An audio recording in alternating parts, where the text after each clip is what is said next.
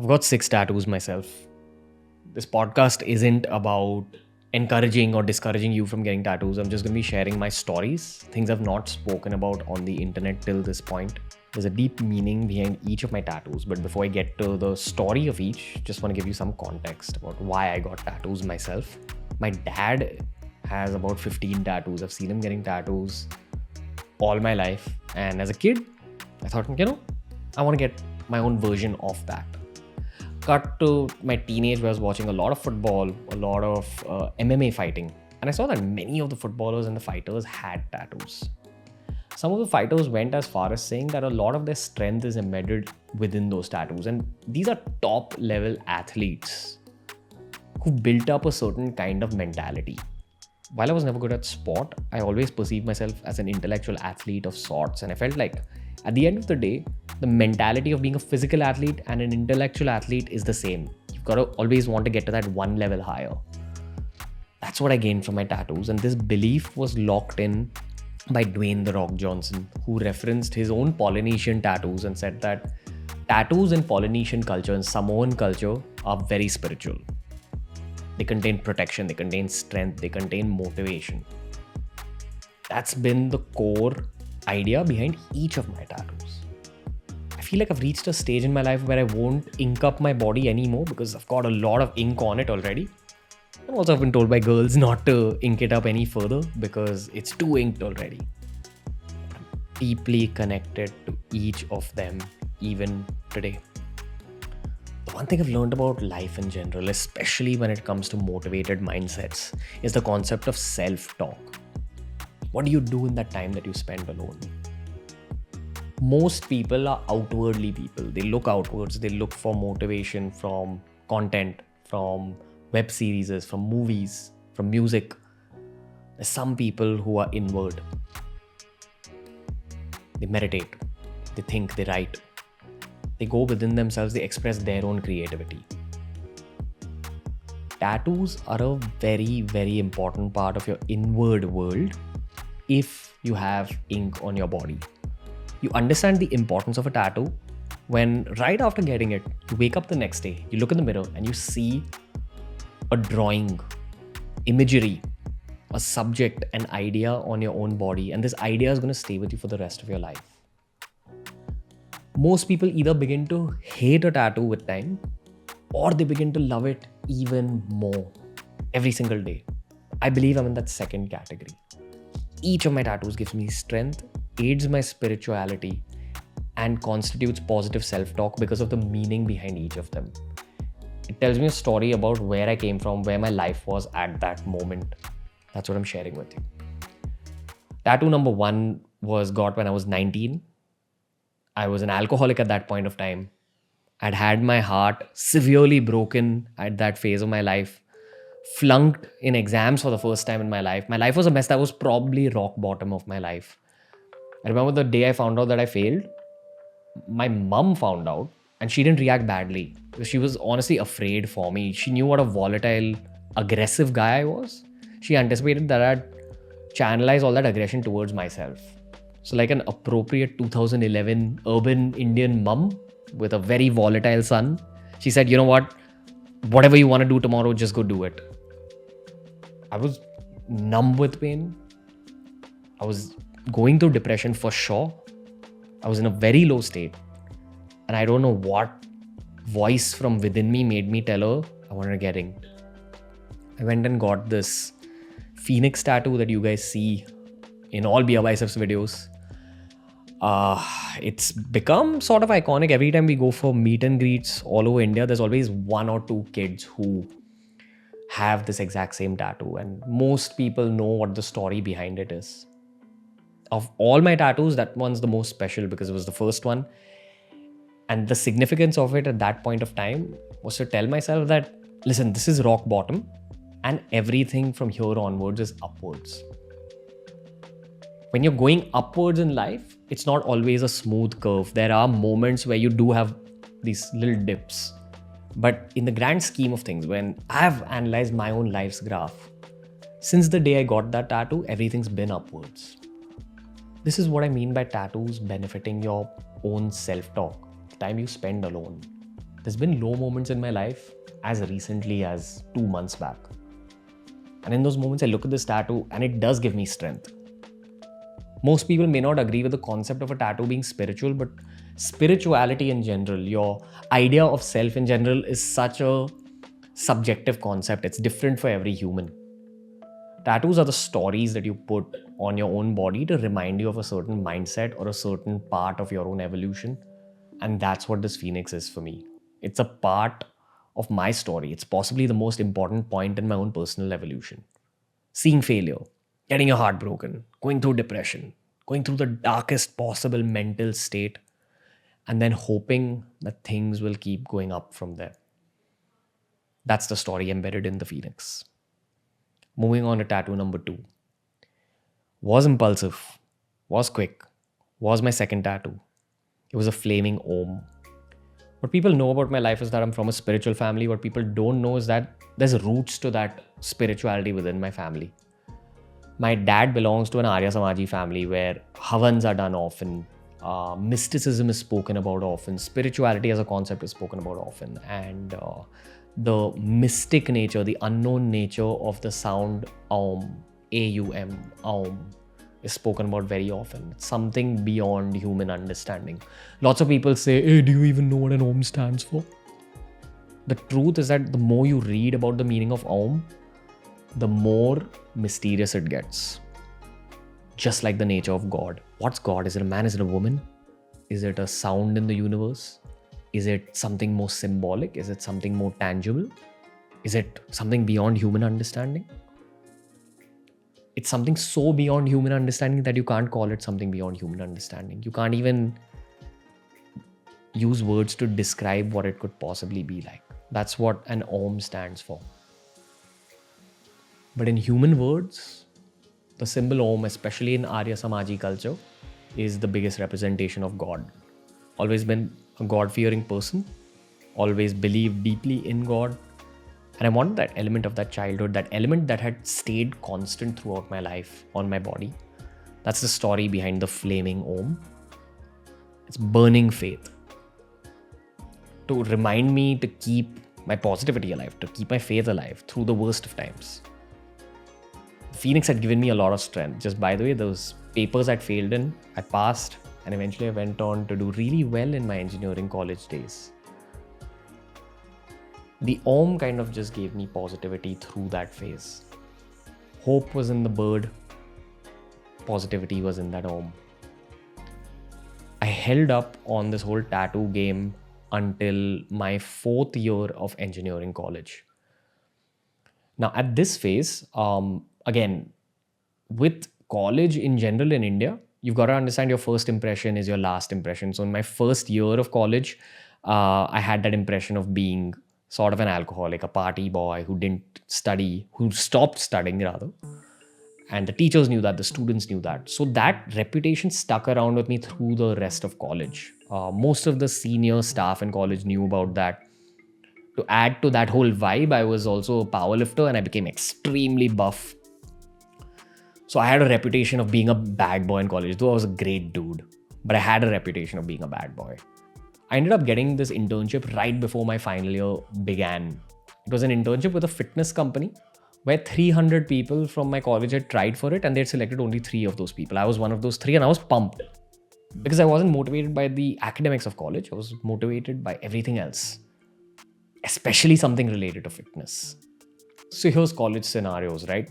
If you want to lock an internship for yourself, which you've gained through college, you have to go to your placement officer. The placement officer in my college, DJ Sangvi, was very notorious for being strict, notorious for really being tough on his students. And that's exactly what he did with me. So I was this buff dude who cracked that internship. 3 out of 300 people were selected. The other 2 people were very good at their studies. I was still getting there. I was on my way up. I went inside that room and he looked at me in front of staff, students, and said, hey, aren't you that same kid who failed? What's your aggregate now, by the way? Oh, okay. I don't think you're built for this internship. So I gave him my aggregate, which wasn't out of the world. It was pretty mediocre. So he looks at me and says, you know what? I'm canceling your internship. You're not going to get it. and you can go do what you want. First, go and study. That's what's sad about Indian colleges. There's too much bitterness from people's own pasts that they kind of project onto students. But that's all right now. Eventually, I ended up working with that same company. I went to them and said that my college placement officer didn't really let me take the internship. And they told me, yeah, whatever, don't worry, we'll give it to you anyway. So I got the internship. But on the day that this incident took place, I was sad, man. I'd finished 3 years of engineering college where I was just not in a good mind state. I didn't like teachers projecting their own insecurities and bitterness onto me. I didn't like the students kind of attacking me along with the teachers. I had a really, really tough time in engineering college. The good thing I'd done for myself is that I'd done a lot of internships myself, had made my own money, even in engineering college. It was a little bit, but it was enough to make a tattoo. That night, I slept with a lot of sadness, and I remember this very vividly. I got a dream of being in a field with a lot of pigeons, just hordes and hordes of pigeons. And at one point in the dream, they kind of just separated out and kind of created a pathway for me to walk on. So I walked on that pathway. And at the end of the pathway, there was this white dove. And something in my head within that dream told me to pick up that dove. So I picked it up and it turned into Shankar Bhagwan, Shivji. I wasn't a religious kid. I was spiritual. I had some spiritual understanding, but this is way before I started meditating. This is way before I started reading about spiritual books. This is way before I started respecting religion again. So it was a very random dream for me. But I vividly remember him telling me that, things are going to be good. Just have hope. I woke up the next day. I just felt like my brain had a shower. I felt hope. I felt positivity. And this stayed with me for a while. That following Mahashivratri, I was thinking about Shankar Bhagwan a lot. I was thinking about Shivji a lot for some reason. I had some money saved. And I went and got the tattoo that's on my back, which is a tattoo of Shiva. And his hair, instead of turning into the Ganga, as the legend says, it turns into white doves. For me, that tattoo contains a lot of peace. I had a lot of anger in my heart at that point towards that placement officer, towards the faculty, towards those students. 99% of the students in my college made fun of me for failing in the first year. Always made jibes, always kind of looked down upon me too. Sometimes suck up to the teachers. It was a harsh environment for a young adult. And I feel like at that phase of my life, I needed to let go of the anger a little bit. And that's what's embedded within that tattoo. It's a reminder to have hope and not get angry in life. After this, I graduate with a first class, just by the way. I studied so hard after failing that I brought my aggregate up from 48% to being eligible for first class, which is a little higher than 60%, which doesn't seem like a lot, but in engineering college, it's good enough. And I think my life has turned out fine. So you know what, aggregates don't even matter in the long term, but at that stage, that 60% mark meant a lot. Right after college, most of you know I tried working in an engineering-based company. I tried doing a bunch of random jobs. Eventually tried launching a fitness startup. Someone recommended that I market the startup on social media. Therefore, I started BeerBiceps. And then BeerBiceps just started growing organically. So from 2015 August to about June of 2016, I worked alone. June, July is where Rajas joined. But that phase from August 2015 to June 2016 was also a very intense time for my life. It contained a lot of people pointing fingers, doubting me, a lot of self-doubt, a lot of battling my own relatives, a lot of going that extra mile to work hard, to go gain what you really wish to gain in life.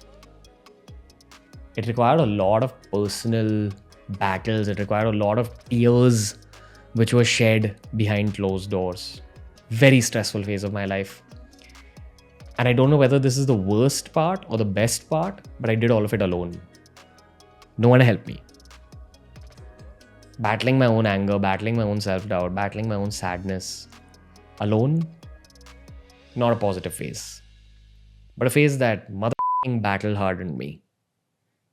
I feel like I came out a warrior, and if I could go through that phase of my life, which I might speak about in a solo podcast at some point, but if I went through that phase of my life, I could go through anything in my life. I was a first-class engineering graduate who didn't apply for higher studies, who didn't apply for jobs, and who just went and trained people at their house to make money. So I made ends meet. I could pay for my own equipment on BeerBiceps. But it was a jugaad, battle-hardening phase of my life. I set a personal target of 10,000 subscribers, which at that point was bigger than you can imagine. 10,000 subscribers in 2015-16 was before the Geo revolution came into play. It's the equivalent of about 150 to 200k subscribers in today's day and age. And it took that long. It took me a lot of grind, a lot of hard work. I came up the hard way. Didn't make shady content, didn't make clickbaity content, just put out information, worked hard, learned about this industry, cried a lot. At 10,000 subscribers, I wanted to remind myself of what that journey was like. And therefore, I've got that tiger with the crown on its head. Lions are fantastic, but lions are all about their own pride. Tigers work alone, tigers fight alone. And if you've gone through that journey of being a tiger, you can eventually become a lion. It doesn't work the other way around. A lion once is a lion forever. A tiger can morph into anything, and that's what's in that tattoo. If you look at that tattoo closely, the tiger also has scars. The scars are the most important element of that tattoo. The crown that we've drawn on it is very rough. It's to symbolize the ruggedness of that journey. Wasn't easy. When I used to go to train people, I even got molested in the train twice or thrice. And I had to push people off, fight with people. Done lots of shit in that phase, man. Shit I've not spoken about on the internet until now. There's toughness in that tattoo. Rajas joined my life. Team started building up. Things started becoming better, happier, more social. The tiger turned into a lion. At this phase of my life, the lion needed a lioness. And that's what I was hoping and praying for. I'm never that guy who says that you should get someone else's name tattooed or something that symbolizes another person. But after I turned into that lion, there were two things I was thinking of very distinctively. The first was that I needed a partner in my life. The second was my reinstated faith in God. I used to still think of that Shankar Bhagwan dream. I used to think about my ayahuasca experience that I'd had. I was getting more and more spiritual in life. I started reading verses from the Bible. I started watching a lot of UFC again. A very famous UFC fighter called John Jones had this Bible verse tattooed on his shoulder. It said Philippians 4:13. I can do all things through He who gives me strength.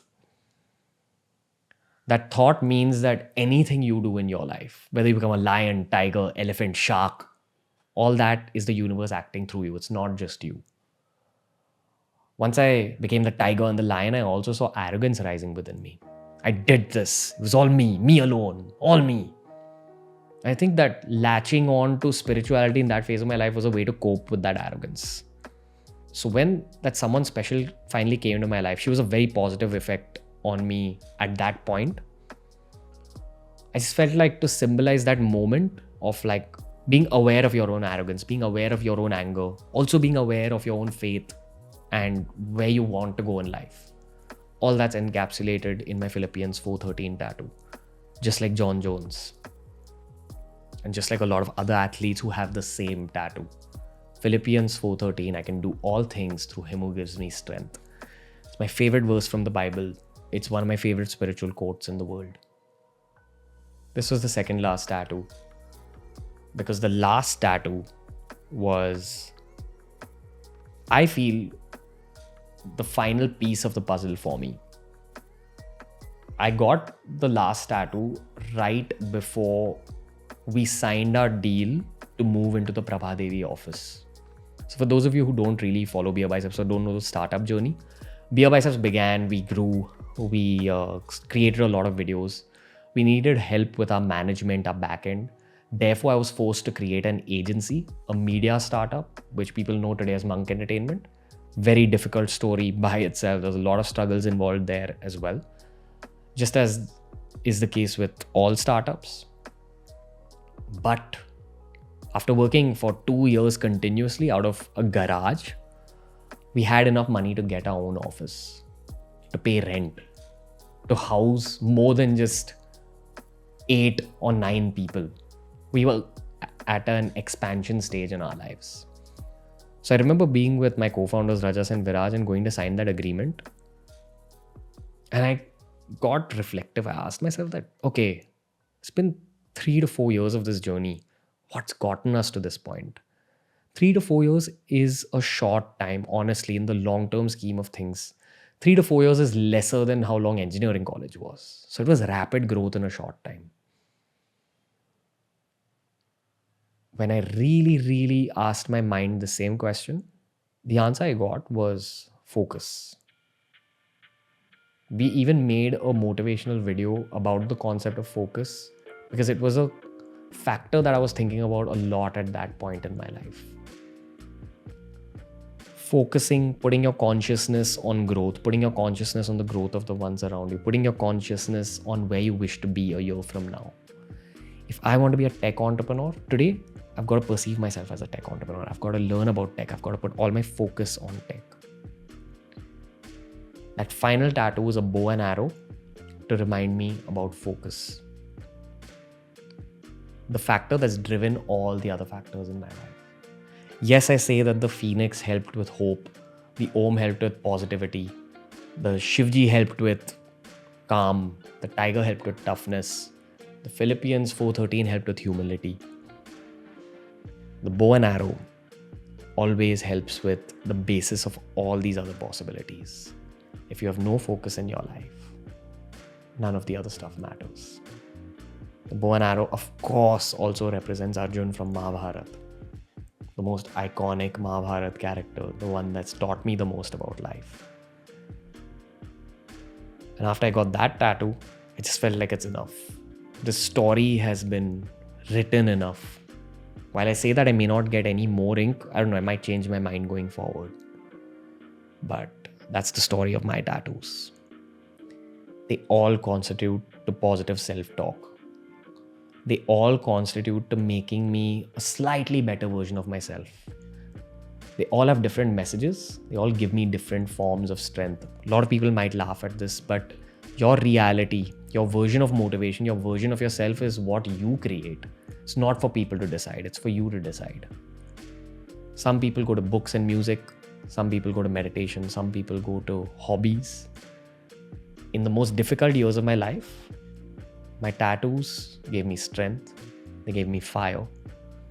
And they gave me that upward trajectory that I needed in those phases.